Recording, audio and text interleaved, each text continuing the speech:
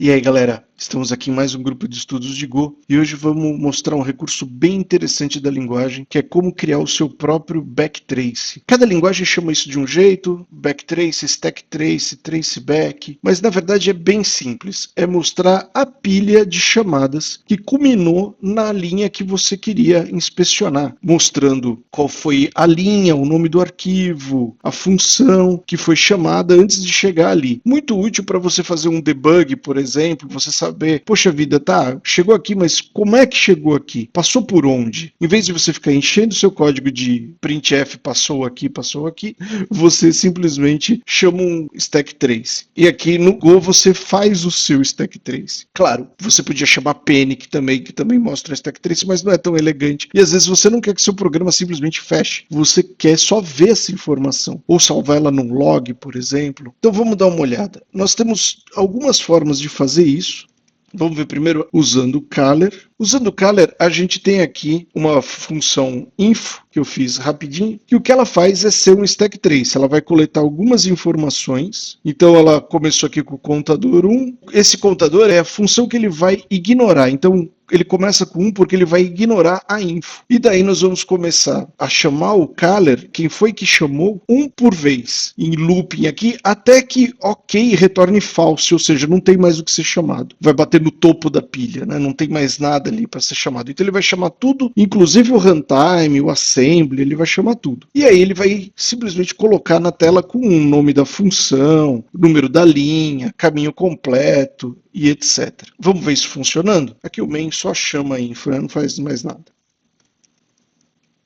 Olha lá, ele mostrou para a gente a pilha de chamadas, o caminho completo até onde foi feita aquela chamada e o nome da função já com o package também. Aqui tem um pequeno problema. Ele mostrou o caminho completo mesmo, a partir da raiz do meu sistema. Quando eu compilar esse sistema e mandar fazer deploy, essas coisas, outros programadores vão ver esse caminho completo da minha máquina. Quando tiver compilado, ele não vai mudar mais isso, vai ser o caminho da minha máquina. E isso pode causar alguma confusão, né, alguma sujeira ali, porque é o caminho da máquina do César, aí o programador tem que ficar fazendo ginástica mental para tirar o caminho da minha máquina e substituir pelo caminho da máquina dele. Sem contar que vaza informação, né, vaza o meu path, vaza o meu nome de usuário. Então, para isso a gente tem um comandinho, um parâmetro, aliás, né, que é o trimpath.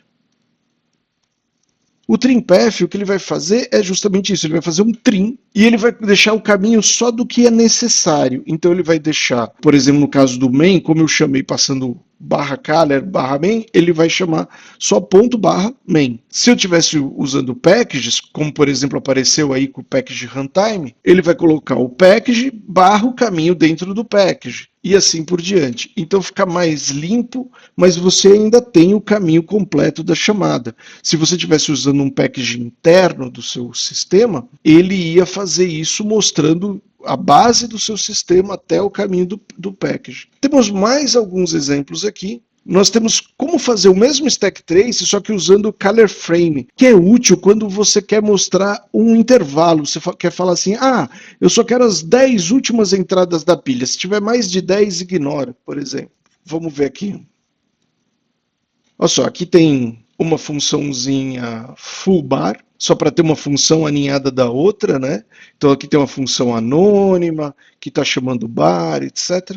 E bar está fazendo um stack trace usando caller frame. Então ele pegou callers, que foi quem chamou, preencheu um array na memória com isso, só com os 10 itens, que foi o que a gente pediu, e aí vai processar esses frames um por um, também trazendo as informações aqui que a gente queria, né?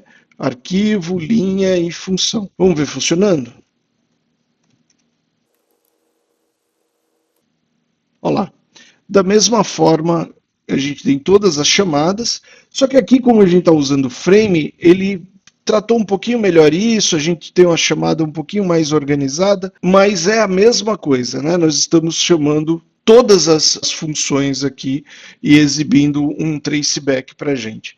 Da mesma forma, eu podia chamar isso daqui passando o parâmetro trimpath. Olha lá, mesma coisa. E por último, Nós temos o clássico que a gente já usa, bem útil, que é o log padrão da linguagem, que está aqui nesse exemplinho, que a única coisa diferente é que a gente está passando um flag falando que a gente quer o arquivo completo, né, que é o arquivo com o caminho completo. E igualzinho os outros, né, essas funções aqui vão exibir o arquivo que foi chamado, a linha, não vai mostrar o nome da função, porque não é um traceback, mas ter o nome do arquivo e o número da linha já adianta muito, né? Então vamos ver funcionar go run main.go. E claro, igualzinho a gente já estava fazendo, eu posso vir aqui. Olha lá. Isso é muito útil e você ter o controle de como gerar o seu stack trace e como pegar quem foi que chamou, etc. Você pode criar o seu próprio log bem sofisticado. Eu tenho sistemas de log bem sofisticados que gravam várias informações, não só número da linha e nome do arquivo e package e etc.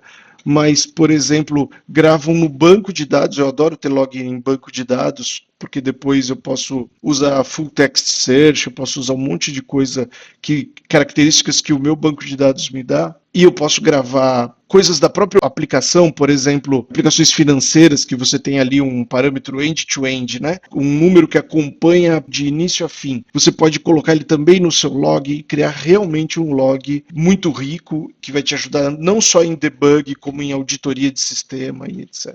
Bom, galera, por hoje é só. Os exemplos estão num link na descrição do vídeo, como de costume. Até mais para vocês.